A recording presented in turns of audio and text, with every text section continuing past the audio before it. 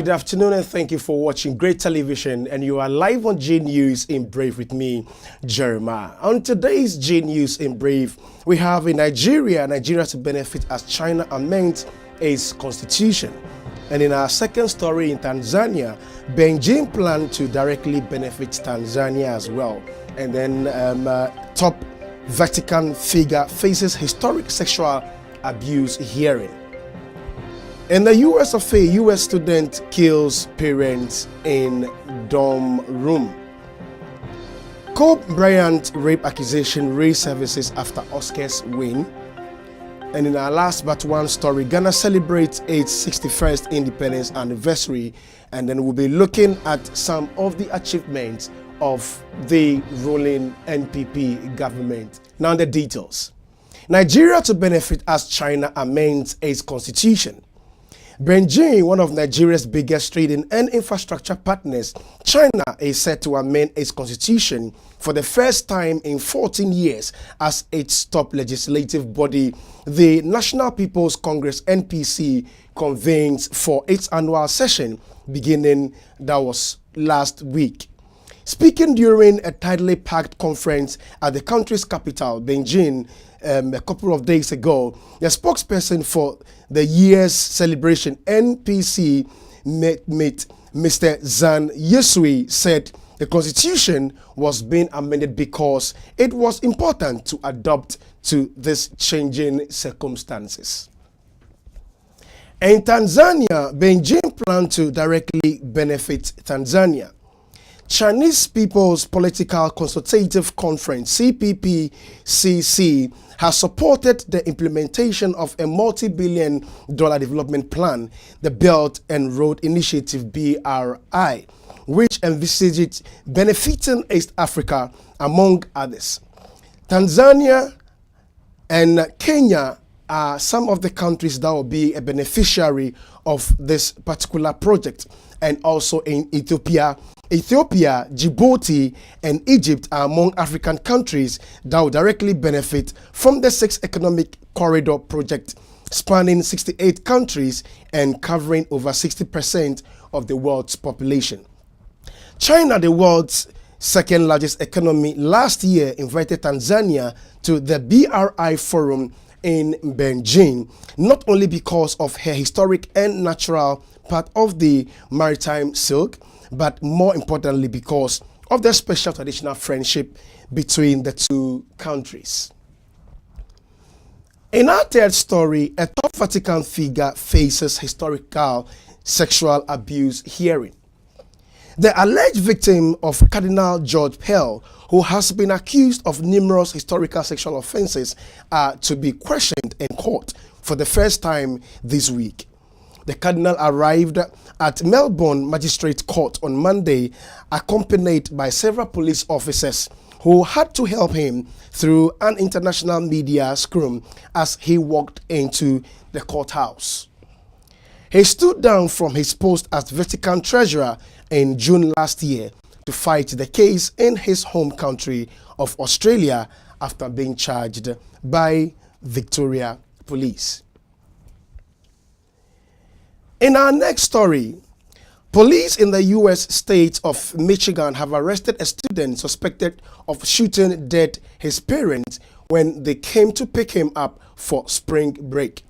James Eric Davis Jr. is suspected of gunning down his mother and father in his dormitory a day after he went to hospital for a drug-related issue. The victims are Diva Davis, 47, and James Eric Davis Sr., 48, according to the television station WILX. In our last but one story, Kobe Bryant rape accusation resurfaces after Oscars win.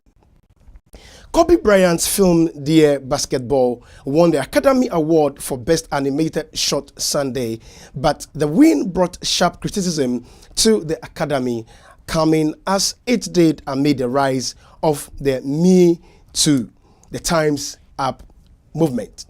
Bryant was arrested in 2003 after a 19-year-old accused him of rape, an encounter he described as consensual. The case was dropped the following year after the woman said she was unwilling to testify in court. Don't go anywhere. We'll be going for a short break. When we return, Ghana celebrates its 61st independence anniversary, and we will be calling one of the spokesperson, or if you like, the communicators of the government in power, the ruling party NPP, to give us a full deliberation on the theme of this year's anniversary, the theme which the president gave as 65th independence anniversary, Ghana Beyond Aid. And you are still watching J News in Brave with me, Jeremiah. In our next story, Ghana celebrates its 61st independence anniversary. Ghana turns 61 years today after gaining independence on the 6th of March 1957. Independence Day parade has been held across the country with students and security personnel displaying their marching skills while saluting the national flag.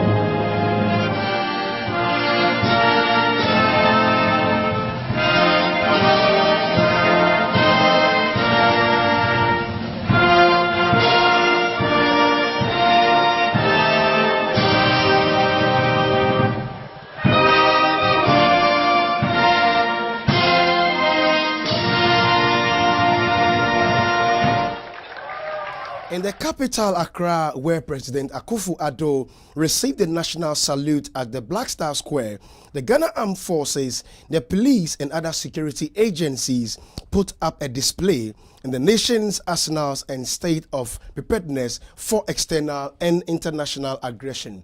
This particular function also saw high dignitaries, including the President of Nigeria, who also received applause and also a rousing welcome. Coast of Ghana is safe. The Air Force is, as we speak, is stationed at the base, ready for any word of command, and they will take off. And so if you should encounter any threats through air, we can be sure that the Ghana Air Force will be there to defend us. All right, and the President of the Federal Republic of Nigeria, who is the special guest of honor, is just making his arrival.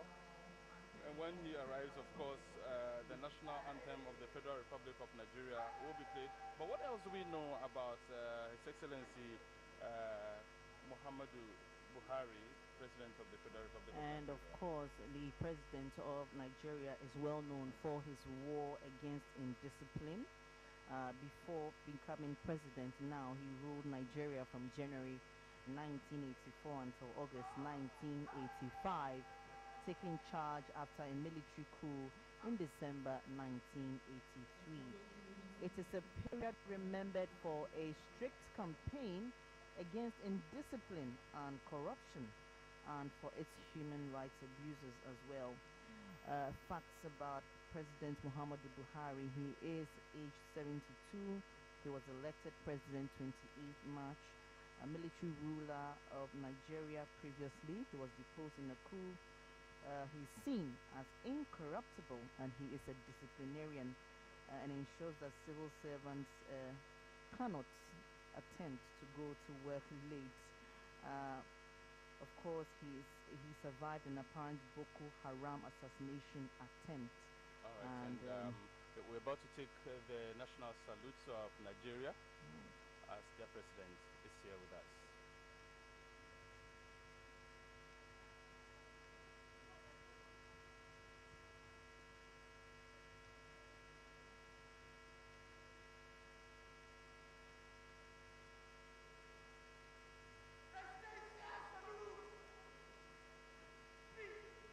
You're welcome back. So we saw the president of Nigeria also being given the necessary salute as the special guest of this particular the 61st Independence Anniversary celebration in Ghana.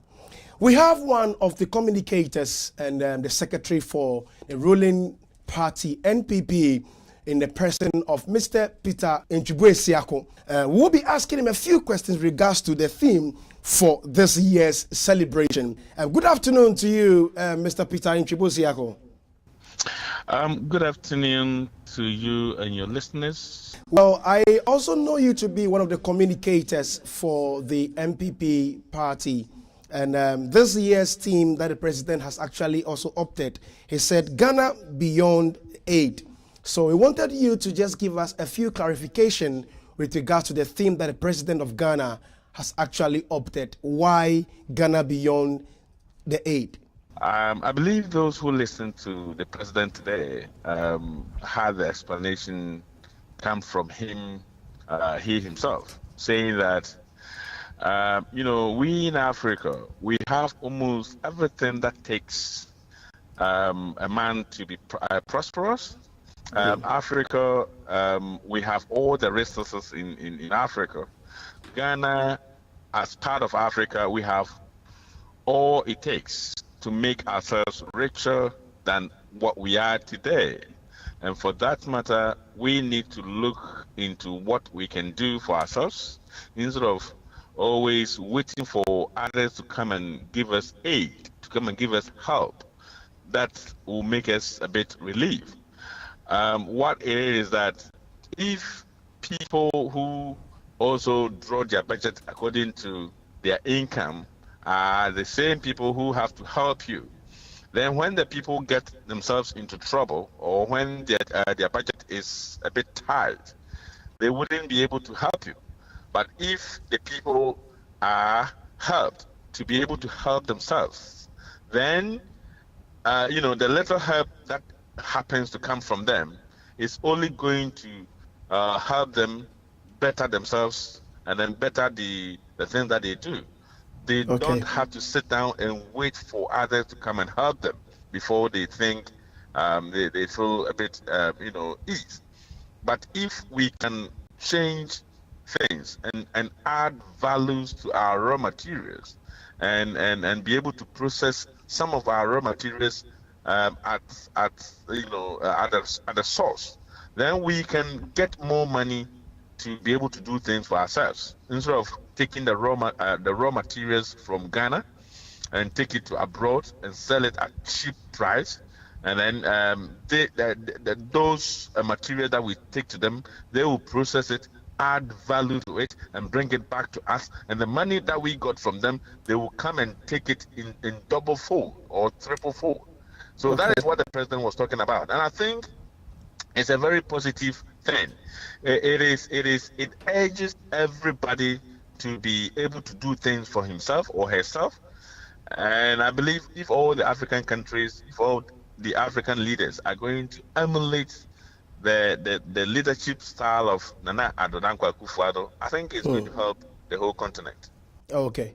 All right. In my follow-up question, some other people are saying that they don't think Ghana should be celebrating because after 61 years of their independence, there's nothing to show for in terms of their economy, in terms of health, education, and even quite recently, we've been hearing of this rampant armed robbery cases in Ghana in terms of our security.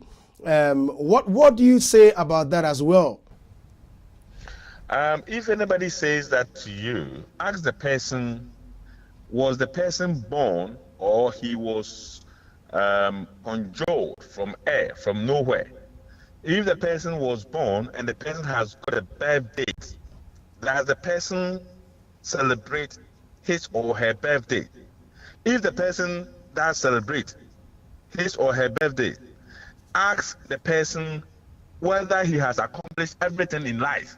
And if he hasn't accomplished everything in life, why does the person celebrate the birthday? Celebration of a birthday doesn't mean that you should be able to accomplish everything. Indeed, we should have gotten far better than where we are today. But that doesn't mean that if we have to celebrate our birthday, we don't have to do it because we have not been able to accomplish everything that we need to accomplish for ourselves. America is one of the pioneers in democracy. But recently we heard of one guy go to a school place and was able to kill over 21 people.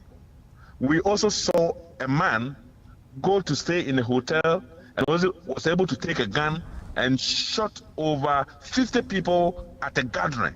Does it mean that their security is very bad, that when you are in America, you should be hiding yourself somewhere? Is that the case? It is an incident that has happened in the country.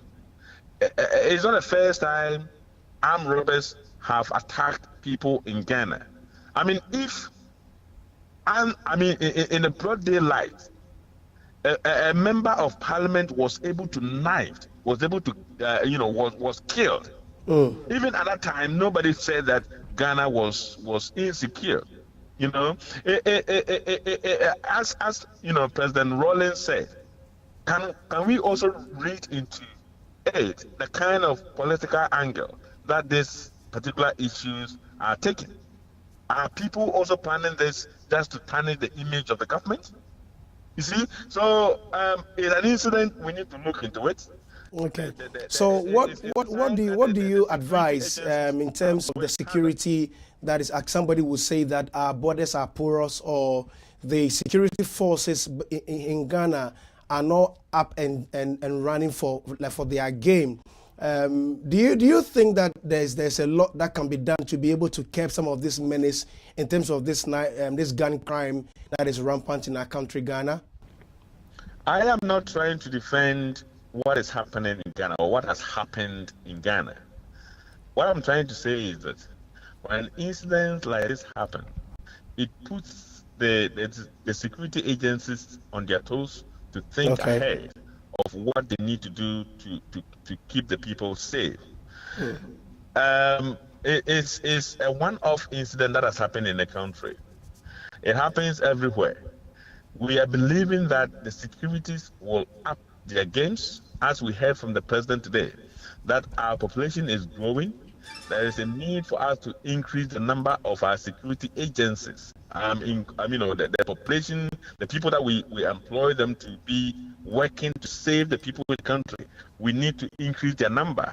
So if you can recall, about 3 months ago, the police agency, employed over 2,500 people, and they are to do the same in the next 6 months. The government is determined that they are going to increase the number so that the visibility of police in our communities will be so high, and that alone also, brings down, crime.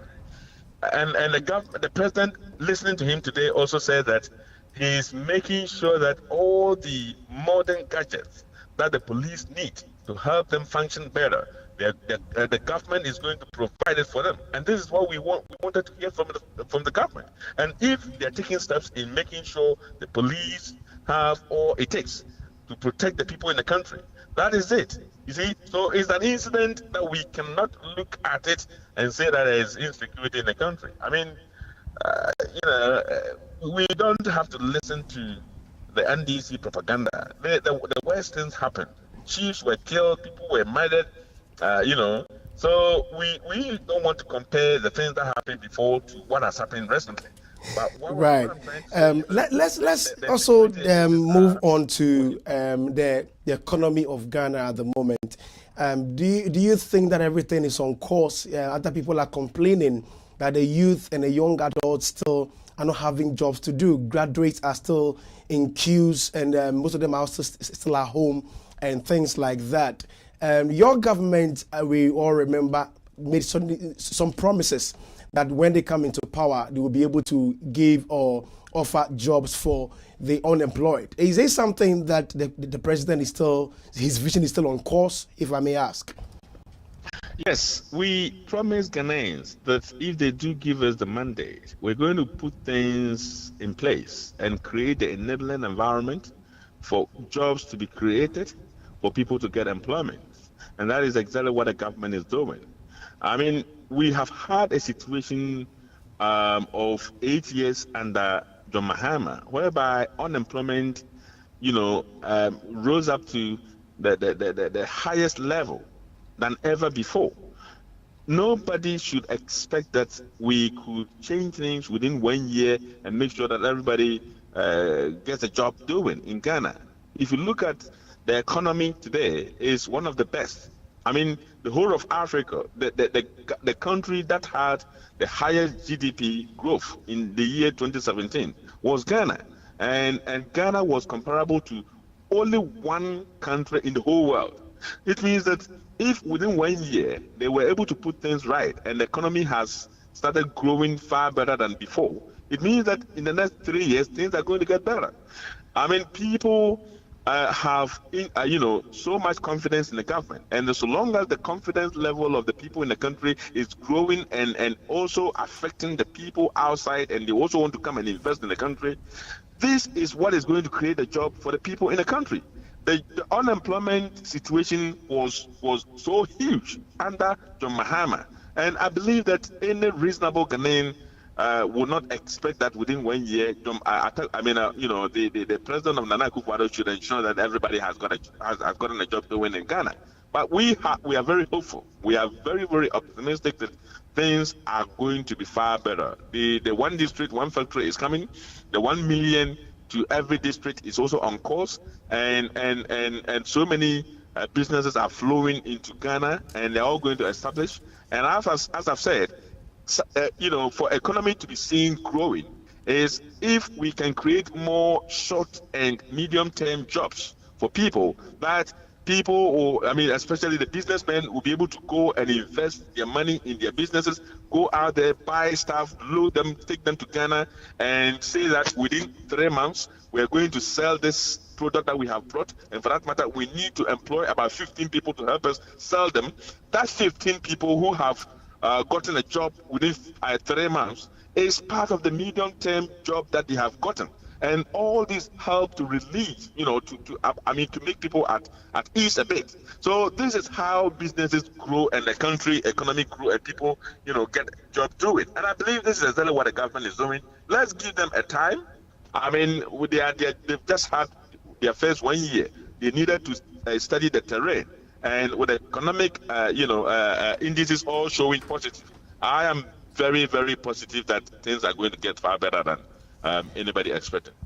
Okay, all right. Thank you very much, Mr. Peter Antwi Bosiako. I believe if we have enough time, we'll be able to talk into a lot of areas like the main issues about health and also education. So, but thank you very much for your time, and happy Independence Anniversary to you too as well. Thank you very much, and happy anniversary to all Ghanaians as well. God bless you. Thank you. Bye-bye. Thank you very much. All right, so you heard the voice of Mr. Peter Antwi Bosiako, one of the communicators for the MPP ruling party here in the UK, and he's also vowing to be the secretary for the MPP party here in the UK. Before we wrap up today's show on G News in Brief, a recap of the main headlines. Nigeria to benefit as China amends its constitution. And in Tanzania, Beijing plans to directly benefit Tanzania. Top Vatican figure faces historic sexual abuse hearing. And US student kills parents in dorm room. Kobe Bryant rape accusation resurfaces after Oscars win. And in our final story, we said that Ghana celebrates its 61st independence anniversary celebration today. Thank you very much for watching today's episode of G News in Brief with me, Jeremiah. I'll come your way again same time tomorrow, another edition of G News in Brief. Thank you for watching. Have a wonderful afternoon.